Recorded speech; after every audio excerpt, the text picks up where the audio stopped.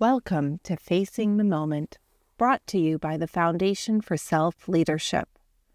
In these episodes, we will address various crises and focus on how to navigate them with abundant fortitude and a bit of hope.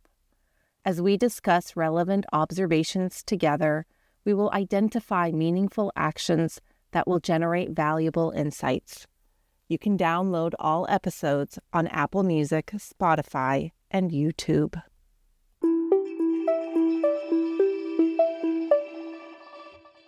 I welcome our listeners to this new episode in which we turn our attention to the reality of cultural wars. I believe it is fair to refer to them as such. We're trying to understand what lies underneath and perhaps what could lie ahead, at least for those of us who can see beyond these wars. There is a certain uncomfortable dynamic taking place. A sort of contrast in tone, language, decisions, philosophies that we experience around us. For many, there appears to be an attack on certain strongly held beliefs, certain institutions, certain groups, what many see as a backlash against social progress, perhaps. And for others, maybe many others, this is long overdue, whatever this is. At times, it is not clear why, or why to this extent, so extreme. Regardless, this new evolving reality is causing lingering imbalance, confusion, pain, and ambiguity among many uneasy experiences. Some have taken off their gloves and are ready to fight. Others are retreating into cocoons, and still others are trying to keep the situation from blowing completely apart, maybe even trying to build bridges. We will try to unpack all that to the extent we can and figure out a way to survive through it, maybe look for ways to reshape it or transform it. Might we reestablish a system of universal humanistic values without preaching, without judging, or without causing further polarization? To do so, I'm very pleased to be joined today by Guthrie Sayen, PhD. Guthrie, welcome. Thank you, Tawfiq. And I'm laughing because the topic is so huge. It is, and you're up for, a conversation of this caliber, I'm sure. Let me say a few words about you without embarrassing you. Your journey is so impressive that I wish to savor every milestone of it in this short introduction. Guthrie is a longtime ICF certified coach who trains coaches himself. He recently founded the Institute of Healing and Awakening to help others experience spiritual journeys. He had started his own journey after being in the university classroom for years as a professor of history. It took him to a monastery on the island nation of Sri Lanka, where he did deep, guided inner work. Through his incessant search, he must have heard his calling to help build the bridge to the divine, as he called it, and is dedicating his work to helping end suffering. And as he beautifully stated, to connect practitioners and healers to their own divine light. Guthrie is trained in many modalities and approaches himself, internal family systems among them, and has adopted various personal and group development frameworks over the years. Welcome again, Guthrie. What else would you like to share about you that I didn't mention that would be relevant to this conversation? Oh my God. Well, first of all, it's such a pleasure to hear a friend sort of describe your best qualities. So I'm enjoying that. I'm not embarrassed. What else would I add? One thought I have, and it might come up while we're talking about the stress in the social and the political sphere, is that I like to synthesize the work of Buddha and Jesus. I think the Buddha gave us a psychology and techniques that can help us. And I think that Jesus gave us the central message, which is to love our neighbors. And he said, love God, as it's usually translated. But I would say, love the cosmos, love the universe, love all the species, and particularly love your fellow human species. Yeah, thank you for that. And, nobody can define God. And for some people, God doesn't exist the way religious traditions define him. But I think everything you shared could be God. Yeah, right. I think they all together make up God, maybe. I would agree. I think evolution is an expression of spirit. And spirit is unfolding so that spirit can know spirit. And one way spirit knows itself is through us, through you and me, and anyone who might be listening. And it might very well be that part of what we're experiencing today is, if we can use the word decline with spiritual connection, maybe that's part of what's going on. So let's start by assessing this landscape, looking at it and trying to understand, right?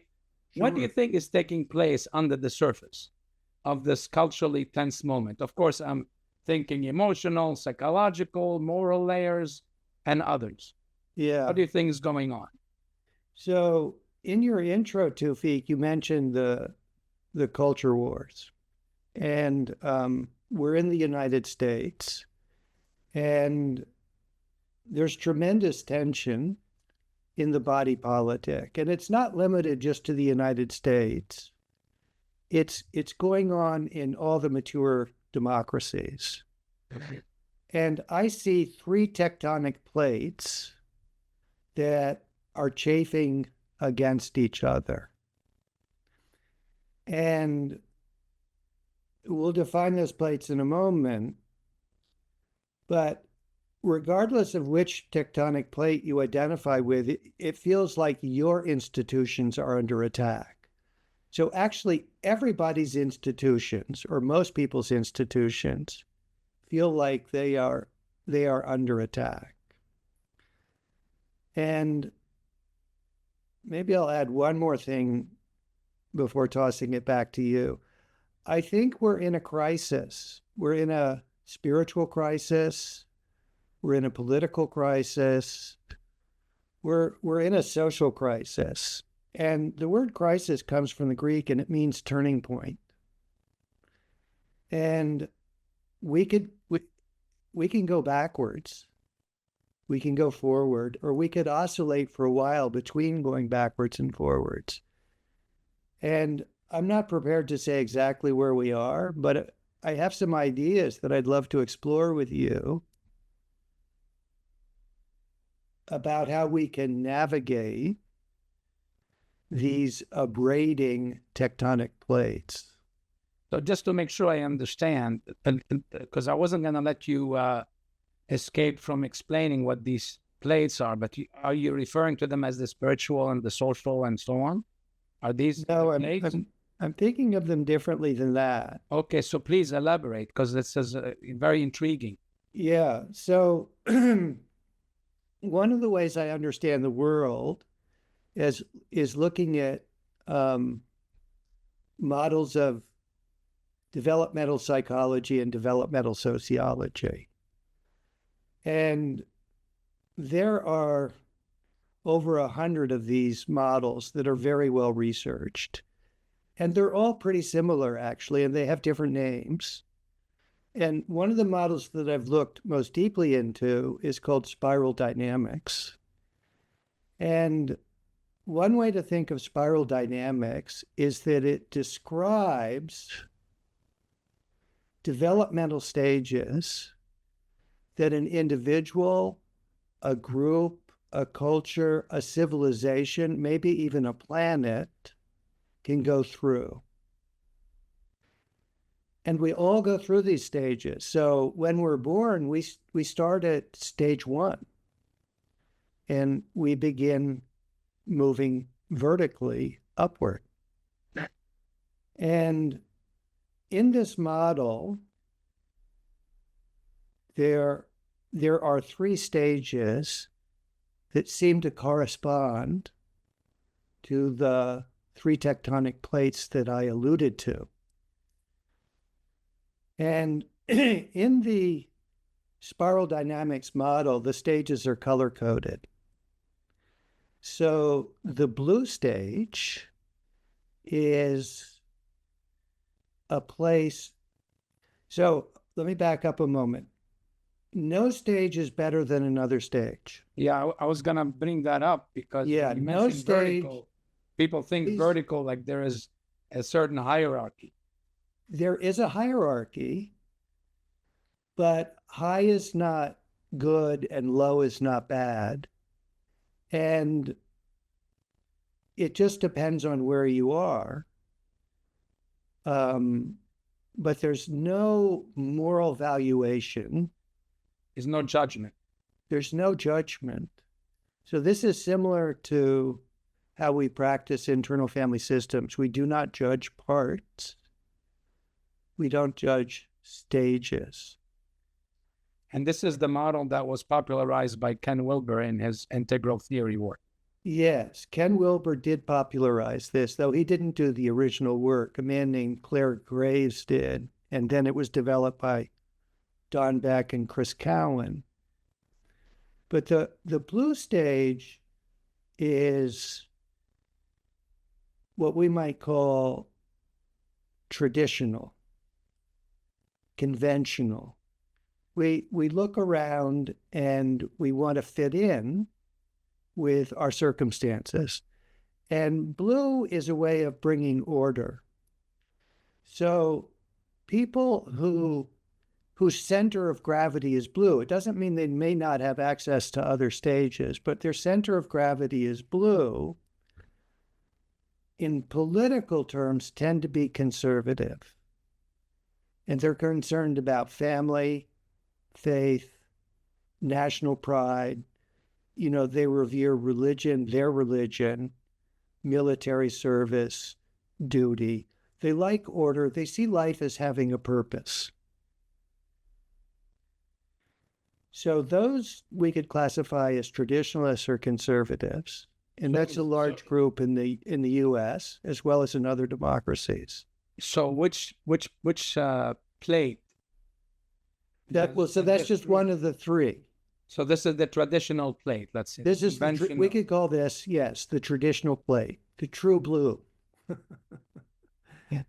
And then actually in spiral dynamics, that would be 3, 4, 5.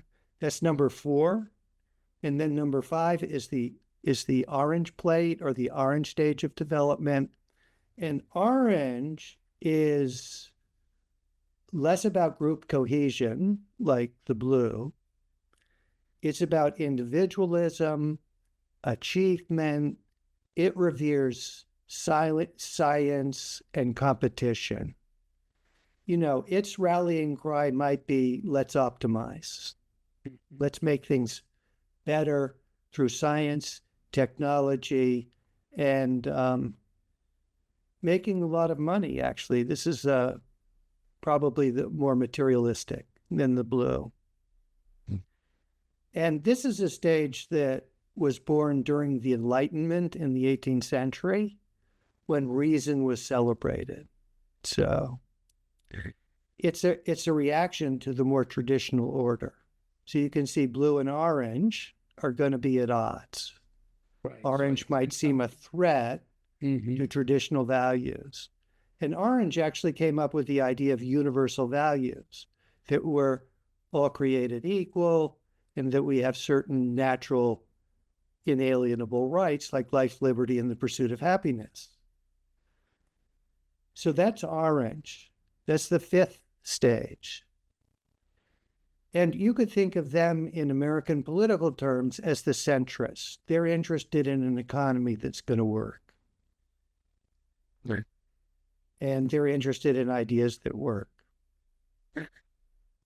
in a practical sense. The next stage is the green stage. And these are the progressives. They're interested in social justice. Their values are equality, diversity, and inclusion. They think of community.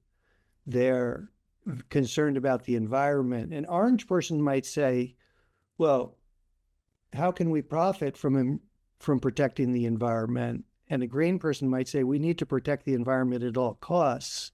And they might see corporations as the enemy. And you can find a lot of green people in academia.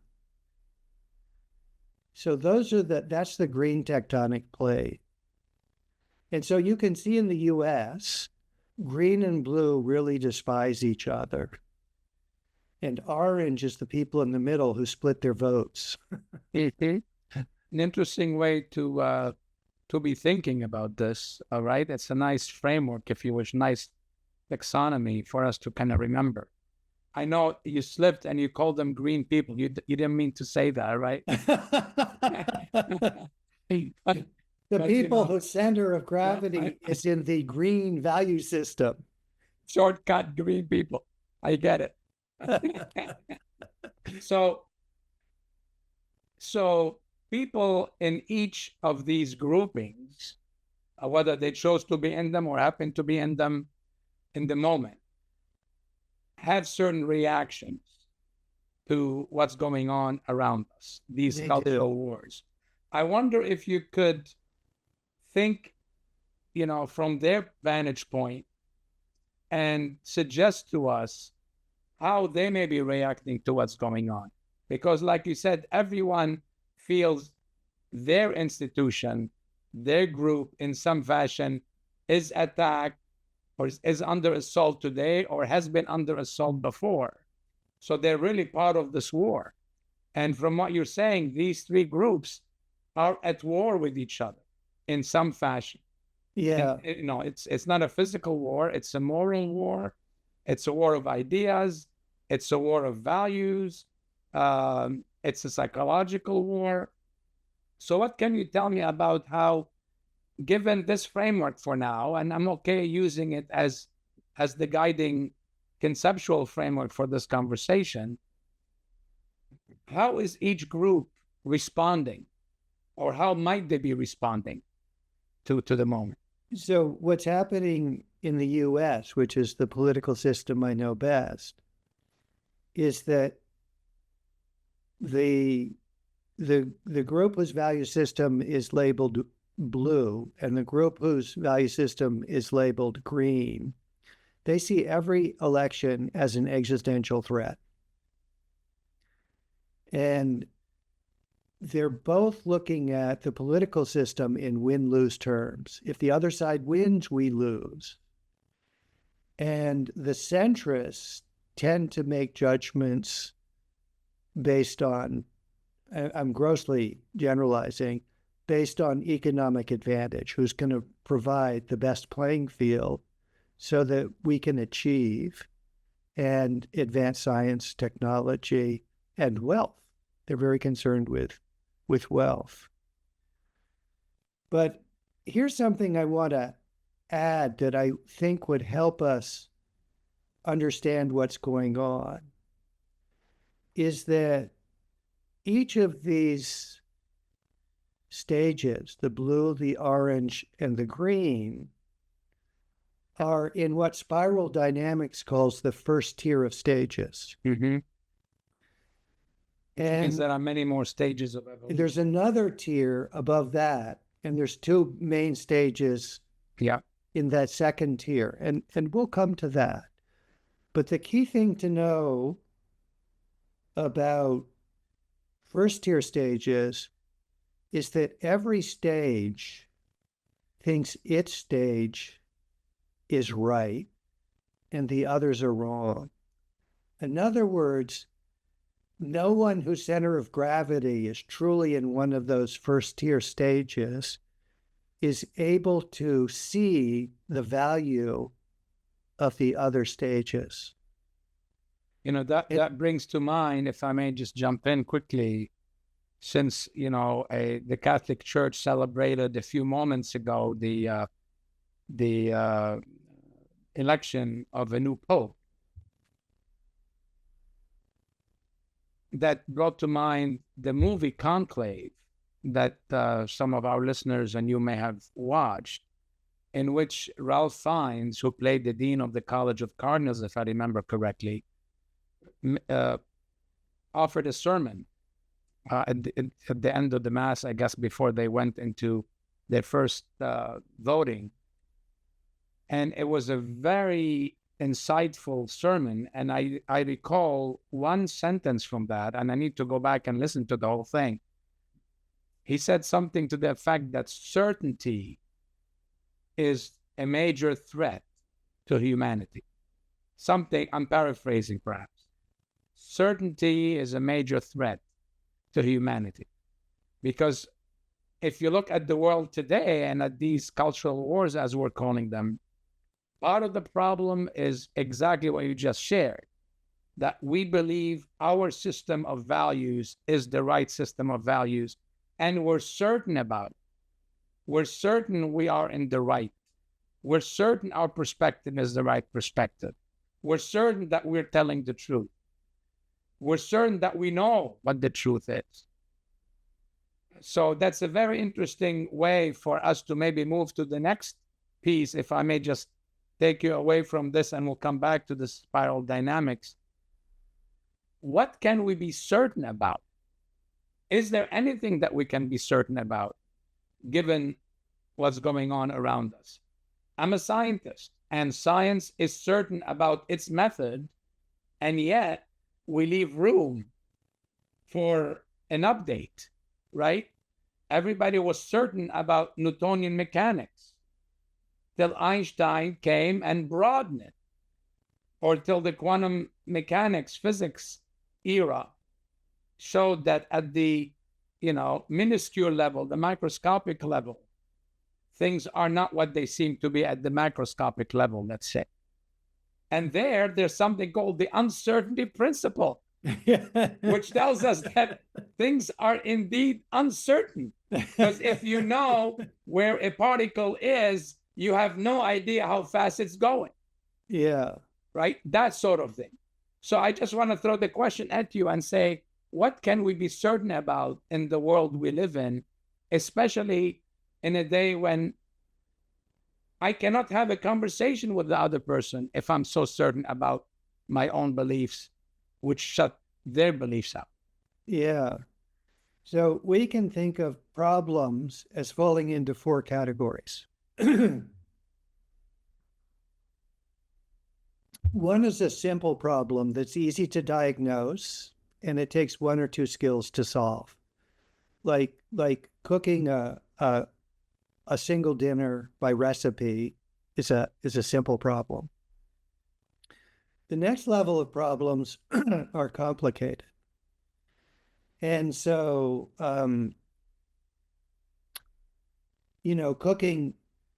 cooking for in a restaurant is complicated, but you can still figure out how to do it and set up procedures, and you follow the procedures, and barring unforeseen circumstances like a fire, you can do it.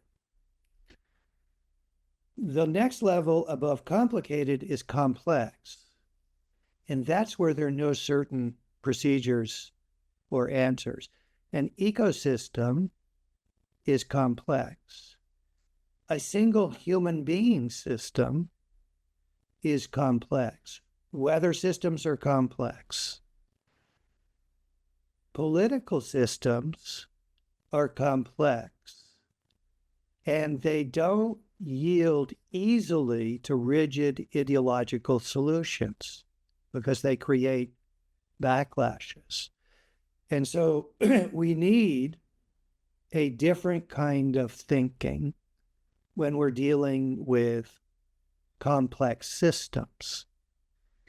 And that's the kind of thinking that begins to appear when you jump from first tier to second tier in the spiral dynamics model. And a way of looking from that perspective is to acknowledge that change is intrinsic to the system and we need to adapt. And while we need principles, rigid rules can actually gum things up. So we're looking for flexibility, functionality, spontaneity as a way of responding to problems. Another thing we need is perspective taking. And this is the key difference between first and second tier thinking. When we're anchored in the second tier, we see the value of all the other stages of development. And we look for ways to leverage the virtues of those stages. So even though orange follows blue, we still need blue order. Otherwise, we have chaos. And even though green follows orange, we still need science to help us understand and manage in the physical world. And even though green reminds us that there are many different cultures, all of which have value, second tier thinking reminds us that, yes, pluralism is a useful way of looking, but there are also hierarchies of knowledge, for example. So what we need is an integral approach, that sees the value of every stage in human and social development and can weave them together into a pluralistic system. And I'll give you 3 examples of people who thought that way. Martin Luther King, Nelson Mandela, and Mahatma Gandhi. They thought that way. They were second-tier thinkers. What they wanted to do was to integrate. Yep. And, that makes that's what makes light, right? All these different colors and frequencies, They are all different frequencies. Yeah. That's a good way to put it. Yeah. You mentioned 4 problems. I'm not going to let you off the hook. What's the 4th one? The fourth description of a problem is chaos. And then you have to be really spontaneous. And then you can see in chaos, you're going to need some blue. You also need some red, which is before red, which is just to simply take control in the moment. You need the blue to bring order. You need the orange to begin to rationalize things. You need the green to look out for everyone's good. But you need to act spontaneously and quickly. So let's talk about chaos. Okay. Brought it up. Because for many out there, and I count myself as one, and I know that in the physical world, there are situations where order comes through chaos. There was a whole theory around chaos theory, right? That it's not all meaningless. But in today's world, in the face of what appears like chaos, help us find some order. Help us find some anchor where we can hold on to as this boat is, navigating turbulent waters and is almost going to flip over, right side up. At least in our tier 1 response. Yeah. So let me translate your question just to see if I've understood it. How do we navigate what appears to be chaotic times? Yep. So I have a couple of rules of thumb, and also I want to point to some of the classical virtues, but maybe my first rule of thumb is it's hard to be human. So when we recognize how hard it is to be human, we can begin to have compassion for the other person. We can begin to empathize. Maybe there's a reason they see the world this way and I see the world differently.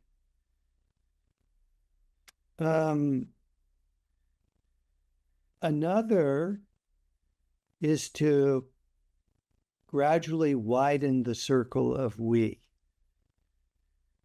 Who do we include as we?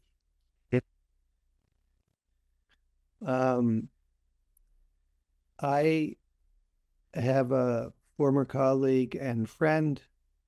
I hadn't seen her for a while. We reconnected at an event. She was terribly upset by the election of Donald Trump. And her value system is in the green area. And so I just listened to her with compassion. And she began to tell me about her 2 adult children. And her daughter moved into a neighborhood in Virginia where every house in this cul-de-sac, except for the one she was moving into, had a Trump sign on the lawn. And everyone in that cul-de-sac brought them food that they had cooked when they moved into the neighborhood. And so it was that kind of hospitality that showed, in a sense, we're all humans together.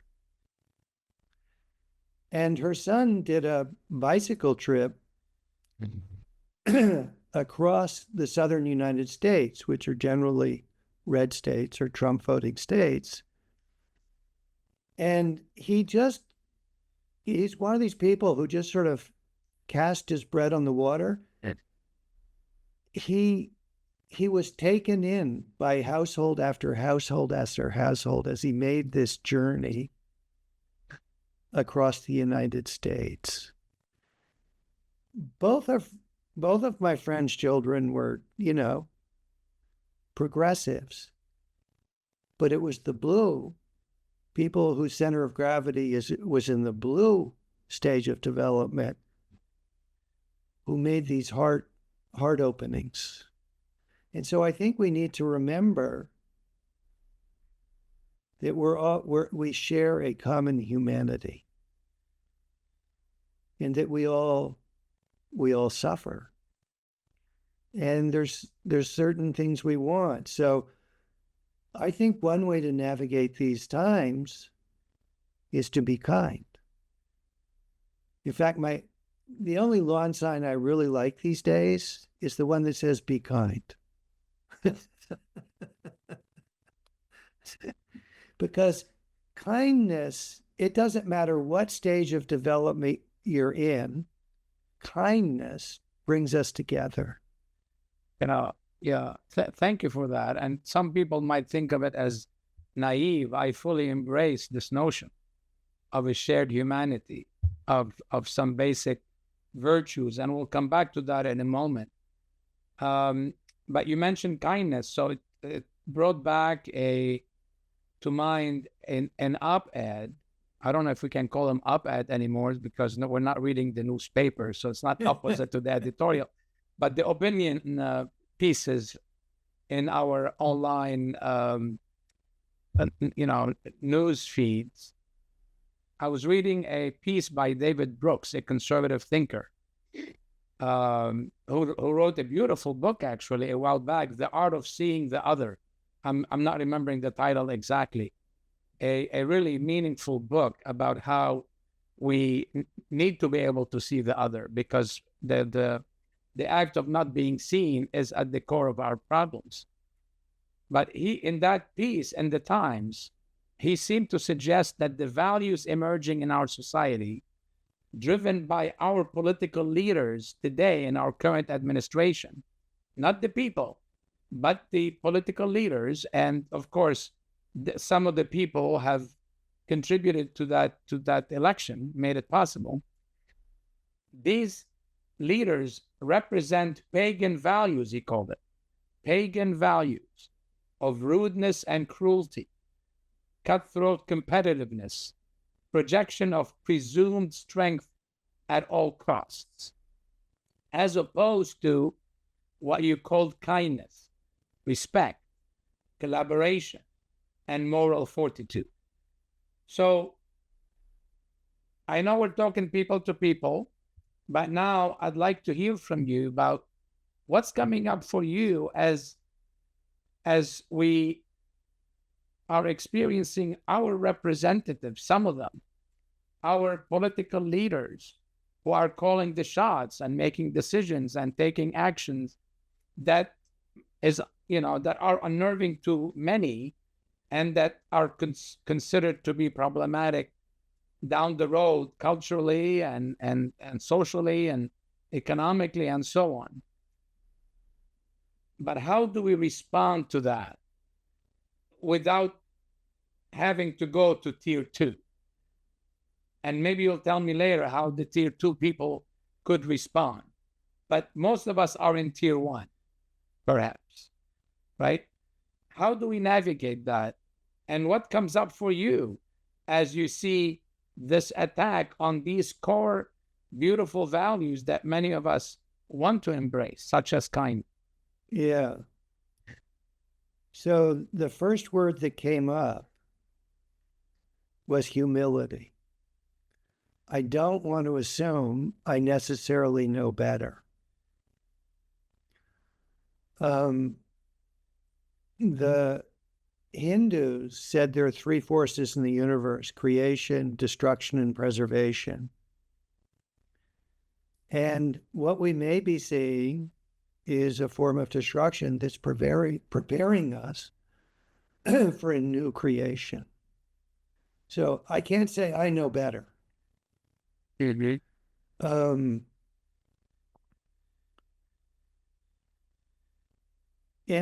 studying what makes us humans tick, I know that the kind of values that David Brooks, a writer I admire, highlighted and called pagan, are rooted in fear. And so I think remembering that these are fear-based responses is a way to help us see clearly and to empathize. But by that, I do not mean that we should be roadkill. We need to stand up. So one of the classical virtues, like I signaled kindness, is courage, to stand up even in the face of fear. But we need to stand up in a way that Gandhi, King, and Mandela stood up. And that is to stand very strongly for certain universal values without shaming or making the other people wrong. Shaming only makes them double down. Shaming, as a friend said, is not a way to facilitate transformation. Yeah, thank you for that. You're welcome. Yeah, humility is something that seems to be missing in many circles these days. And I agree with you that there is a lot of fear-based behaviors that we are all witnessing, and sometimes in our own selves. Yeah. Fear of uncertainty, fear of the worst happening. And these are legitimate experiences, I want to be compassionate toward others who are experiencing fear, and I want to be compassionate toward myself when I experience it. And different people manifest fear differently, right? Some replace it with anger. Some replace it with more fear, and hide. And some just keep fighting fear with hope, and it seems to me that there are times when we have to hold on to that. Yes. The thing that angers me, if I can use that term, the most in these cultural wars is not that we're attacking each other's beliefs only. It's we're attacking the people who have made certain choices based on these beliefs. Yeah. It's one thing to attack the idea and have a dialogue or a debate about ideas. Whether you can win the debate or not is irrelevant. But when you attack the person's choice and you judge that person, not only the choice, this is, I think, where we're seeing in some cases an impasse, and where these wars have risen to a whole new level of rudeness and viciousness and fierceness, ferocity. And there's no fierceness, ferocity. Yeah. So give me a sense of what that brings up to you as you hear me describe it this way. Well, it brings me back to humility. And so I think I mentioned that I like the technology of Buddha and the message of Jesus. I think we need to practice mindfulness so that we notice the Buddhist way of just noticing what's happening in our system. And when we notice the fear and the anger and the grief, is to bring compassion to ourselves first. And Kristen Neff, who's written a book called Self-Compassion and is a PhD psychologist and leading researcher in the subject of compassion, has a little formula that she uses for herself. Hers is 4-part. I've adapted it to a 3-part formula. And the first part of the formula is to simply notice when we're experiencing a moment of suffering. Not to deny it, not to exaggerate it, but just notice, wow, this is a moment of suffering. When I look at the American political landscape, I'm feeling I am suffering. And then the second step is to say, suffering is part of being human. Suffering is part of being human. So when I do that, I participate in my shared humanity with you and everybody else. And notice what that does. That connects us to everybody else. Suffering is part of being human. So I am human, and I am part of the human family. So we've got a big circle of we here. And the third step is to say, may I be kind to myself. So there's an intention and there's compassion. This will settle our own system. And as our own system settles, we're energetic beings, our energy field becomes more coherent. And we stop contributing to the problem, and we start moving towards the solution, because dissonance, and if I'm attacking you for your political ideas, I'm going to feel dissonant inside. I'm not going to feel good. Dissonance creates more dissonance, but dissonance melts in the presence of coherence. So mindfulness brings us, and self-compassion brings us to a more coherent place. Or in the language of internal family systems, it gives us access to self. It gives us access to the 8 C's, calm and clarity and compassion, and maybe curiosity about the other person's position. Just to clarify for listeners who are not competent or knowledgeable about IFS, self is the notion that we each carry within us a resource, a major source of wisdom that's innate and inherent in us, that has answers that can guide us through difficult times and can be the channel to healing. And Yeah. it keeps the system integrated, and it allows these various aspects of us, especially extreme, to trust and calm down and become part of the consonant system rather than the dissonant. Because when you said earlier that, if I attack someone, I might feel dissonance. Well, that's probably only the case if you have that mindfulness, if you're aware, if the aspect of you that is angry hasn't taken over. Because for a lot of cases, and these extreme conditions come as a result of extreme pain that we're trying to cover up or hide or bury, right? Or protect, as the model says. If that part is extreme, that aspect of us is extreme, it takes over. And it's hard for me to be aware of anything else, right? So by even recognizing dissonance, Guthrie, you are in a stage of self-awareness. And that's a great step toward looking at the world differently. So how do I navigate that, given that you coach and you're very knowledgeable of IFS? Is there an simple approach you can share to help me become aware of that anger if it's taken over?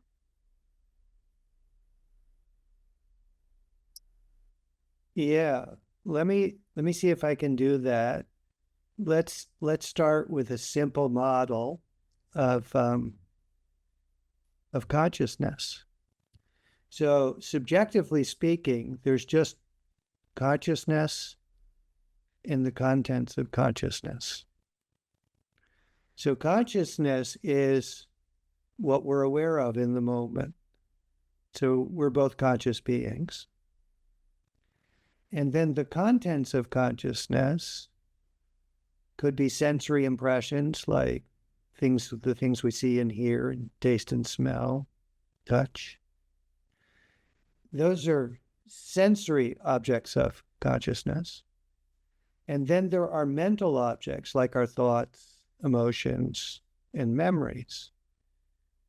So there's consciousness, which you could say is a field of awake awareness. And then there are those transient events that show up in the field and disappear. But consciousness predates the contents, and it's still there after the contents have disappeared and new contents have come in. And so the idea is to shift. Let me just say this. The quality of your life, the quality of my life, the quality of everybody's life depends on how we relate to the contents of our consciousness. And so when I identify with the contents, when I contract around an idea or a position or an opinion or an ideology, I'm losing awareness. I'm contracting. And so I think contraction is the chief marker that we've lost our center, that we've lost context, that we've lost a larger perspective. Now, I was going to connect that to your question, but I've kind of lost the connection to what the question was. That's okay. I was trying to see if there's a simple way to share with listeners about how to step away from that extreme anger so I can sense, Yeah. that wisdom inside of me, that those qualities you're referring to earlier, clarity, and Yeah. courage, and patience and presence. Because the way I understand it, this thing we call self in the model, the IFS model, is a an affirmation, if you wish, that we can become the best of who we are. Yes, Here we to can. become, right? So it's like, the best of who we are. We carry Yeah. that with us, and often it's covered by garbage, Yeah. the rubble of life, Yeah. right? And we need all of the other qualities that we carry, but in moderation and in relationship with Yeah. that wisdom. So that's why I was trying to see how can we help people, because there's a lot of fear and a lot of anger, and anger is what we see, right? Yeah. So how can we shift away from that a little bit to I think allow for the one open? thing we can do is to stop feeding the anger. Maybe limiting how much news you give yourself. Not to be uninformed, but not to kind of stoke whatever emotions are being stoked by being outraged at whatever's happening. Mm-hmm. And that, so that's one thing I can think of. The other things that I'm thinking of are that the prerequisite for people to change is one, safety.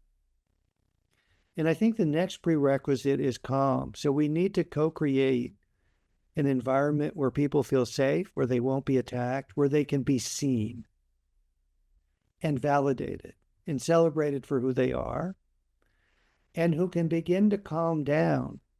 Because think about our physical system, Tufik. It's basically a pharmacy. Mm-hmm.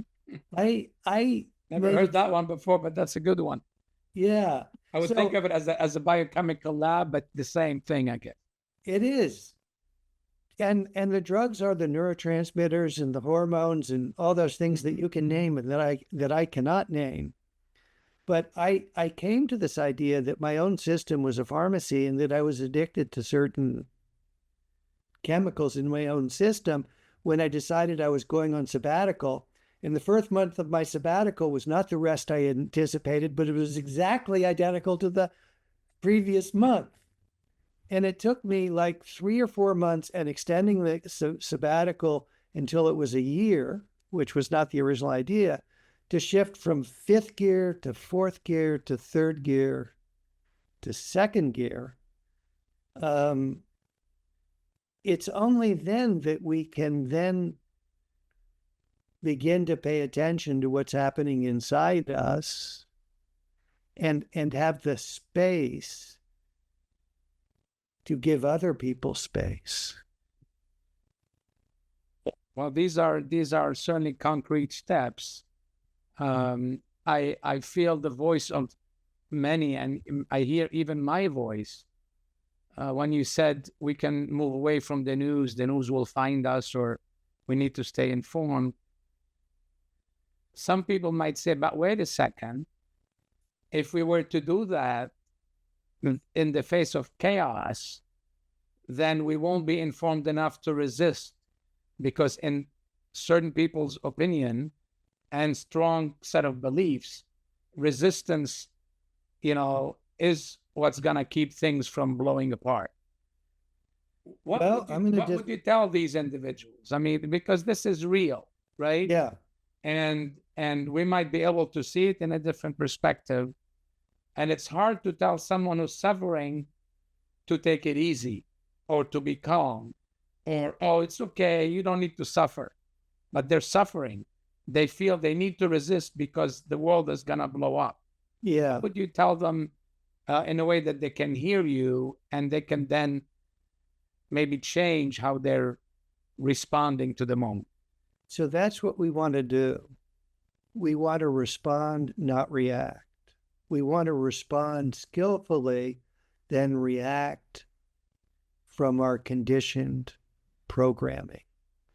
So we can reduce our intake of news without being uninformed. I mean, I wouldn't just turn on the television and watch talk shows. I mean, I think there's a better way to get your news than taking sides with people who are expressing opinions in those talking head shows. I would not use the word resist, because if we just go back to classic Newtonian physics, one force is going to create a counterforce, right? I don't know what law of thermodynamics is. Action and reaction. You know, Action and reaction. The third. Yeah. So when I analyzed for myself the 2024 election, one of the key features of Trump's election was the resistance of particularly the people who we would probably put in the green value system. They contributed. So what we need is a skillful response that doesn't shame or make wrong other people. It doesn't make them feel bad about themselves. So I may disagree with someone. Here's a story from my own life, and it'll tell you how old I am. I was a student at university during the Vietnam War. And so I had a deferment. And I was very much opposed to the war. And I went to many demonstrations, and I did all kinds of prankish things to show my displeasure with the war, and behaved outrageously and had a good time. How many people did I convert to the peace movement? A full zero. I was righteous in my position. And my father, who actually supported the war, and it nearly broke us apart, came to a point where he converted to the peace movement. And he converted one person after another, because he would sit down with them and he would say, okay, what's your position? Yeah, okay. And why do you hold that position? And he'd say, I thought the same thing. Would you be willing to hear? Are you interested in hearing what changed my mind? And they would say yes. And he never made them wrong. And they would change. And he was doing it one at a time. So I would say that's a good practical way, is to sit with people and understand them. Wasn't it Stephen Covey who said Seek in his to understand first. Seek to understand first. Before being understood, or something like that. I think maybe that's the one practical thing that we could take away from this conversation, is that idea of seek to understand before being understood. Yes. Thank you, Guthrie. I know we're approaching can't believe we've been together for an hour. Time flies, I guess, when you're having engaging conversations. And we're, I don't know if it's a tier 2 conversation or a tier 1, or we build bridges between the two. And that's an interest of mine, building bridges, right? During this very, very divisive time. And maybe we'll come back for another conversation of the sort. I have one question for you, and then I'll just kind of close, and then I'll have a closing word from you. But my closing question to you is, tell me about what's made you fearful or angry in this difficult period of time, to the extent you're comfortable sharing. Yeah. So I haven't gotten too upset. I'm trying to live the values that I've been sharing with you. But if there's one thing the thing that most troubled me in terms of foreign affairs is the reversal of 250 years of American foreign policy by siding with a dictator against a democrat. In other words, abandoning Ukraine. But now it's changing, so I don't know what the outcome's going to be. And in terms of domestic affairs, there was a group of people who stormed the Capitol, and my interpretation of their actions were they were intent on overthrowing an election. And they were investigated, tried, and imprisoned. And some of them committed violent crimes. And I think pardoning them sends a signal that certain kinds of political violence will be tolerated if it's for the right person or yes, it's for the right side loyalty. in a dispute. Yes, it's in loyalty to some group. Yes, right. Mm-hmm. But I want to honor the values that we've been exploring. Let's just look for a moment empathically at the people who engaged in what I might call insurrection. What was going on for them? What wars were they fighting inside themselves? Were they happy? Did they feel good about themselves? Or was this a dramatic way of dealing with a form of self-loathing, disappointment, general unhappiness, rejection by someone they loved? Who knows? Yeah. Or fed the wrong information for years or for months that they actually internalize it and they said, enough is enough. Right. I always think about flipping the coin, and if this were to happen for another group, what would the reaction be? I think we are due for another long conversation. Maybe we'll call this part 1 and we'll do a part 2. I really appreciated this exchange with you. And what I'm reminded is that today there's so much pulling us apart as people and communities, and we ought to do better regardless, right? And it was a reminder, this conversation was a reminder that while what we believe matters, what matters maybe just as much, if not more, is our willingness and ability to observe the way an outsider looks in and reevaluate our search for and commitment to what we consider to be essential, immovable, and uncompromising, and even question whether these things actually do exist. And this is not an easy task, clearly. No. And I'm trying to live by that belief, and I'm taking a lot from what you shared, and I will try to internalize it. But it seems to me that understanding ourselves more deeply could allow us to show up for others more compassionately, like you said, and with less judgment, as you proposed. This is how we can build those sturdy bridges and start to cross instead of standing on the edge of the cliff, seeing the chasm across getting wider. Because just like building physical muscle takes patience and practice, so does growing our emotional and moral muscle takes patience and practice. So I wish all of us, the two of us and our listeners, the insights and courage we need to get there. And Guthrie, I want to thank you again, and I want to give you the last word. What gives you hope and resilience at this moment?